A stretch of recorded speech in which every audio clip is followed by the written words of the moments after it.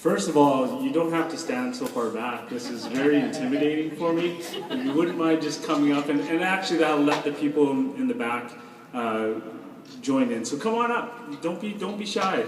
There's lots of the younger people around here. Just make it nice and cozy. I feel more at home and I won't be as nervous, I promise. So thank you for having me.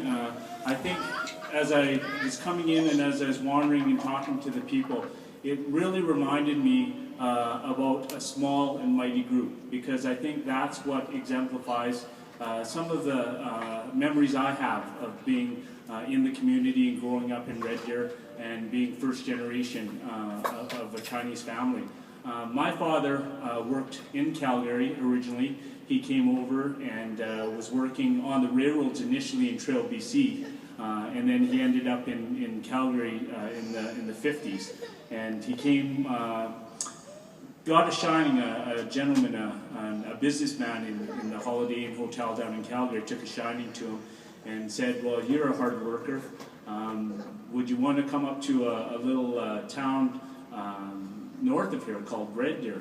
We're going to start a camp up there and we're going to build a store. And I'd like you to run that store. And that's how we got to know Red Deer. Well, of course, I wasn't around. I was just somewhere in there, but in the gene pool. But basically, I say that story because it's really a story that a lot of the seniors in the Chinese community can relate to. It was a time when the Chinese stuck together. They worked very hard in their businesses. My father in the stores, but in restaurants and in labor, doing those sorts of things. And that's how I remember growing up. And I remember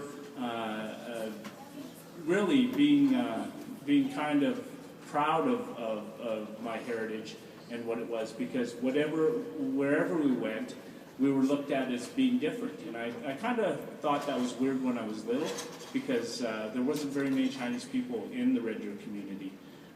And sure, we got teased a little bit, and that's how it was. But I think it made us a stronger people, and it made us stick together. And I look at the world now, and there's so many communities of Chinese people and Chinatowns around the major cities in the world that I think that's one of the things I really enjoy and aspire to with the ethnicity of being Asian and Chinese. So anyway, I won't go on about that. I did want to bring greetings and thank the Red Deer District Museum for having this exhibit. I think it's something that will hopefully not just allow those of us here to reminisce, but to inspire our young, to take note of what it took, the values and the hard work and those types of things about the Chinese community that brought us to where we are today. Because it's not just for the looking and the viewing. I think it really speaks to the embracing of different cultures. I think you can walk in Red Deer now and see down the street many different cultures, and it never used to be that way. And we're lucky to have our representation here today. So I just wanted to say that and thank the Red Deer District Community Society, and hope for you guys to enjoy and learn a little bit more about the Chinese culture.